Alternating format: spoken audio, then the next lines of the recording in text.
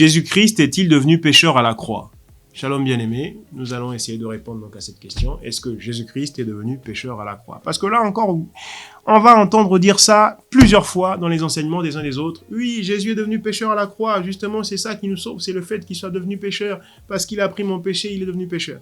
Alors, oui, il a pris notre péché à la croix. Mais non, il n'est pas devenu pécheur pour autant. Non, non et non et non. Exode chapitre 12 disait que l'agneau devait être sans défaut et sans tache. Cet agneau, c'est Christ. C'est l'image de Christ, c'est le type de Christ, c'est la typologie de Christ. Exode chapitre 12, où il est question de l'inauguration de la Pâque en Égypte. Eh bien, si, à un moment donné pendant le sacrifice, l'agneau revêt un défaut quelconque, le défaut ici est l'image du péché, c'est que le sacrifice n'est plus valide. C'est que le sacrifice n'est plus bon. C'est pour ça que Christ ne peut pas, en aucun moment, être considéré pécheur à la croix. En aucun moment. En aucun moment. Et ça, c'est important.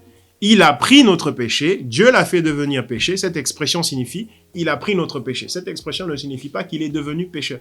Sinon, le sacrifice tombe, s'annule et aucun d'entre nous n'est sauvé, étant donné que c'est ce sacrifice-là qui nous sauve. Alors, si ça devient le sacrifice d'un pécheur, ça veut dire que Moïse aurait très bien pu faire ce sacrifice-là. Abraham aurait très bien pu mourir à la croix pour sauver l'humanité. Élie, Jérémie, Daniel et compagnie.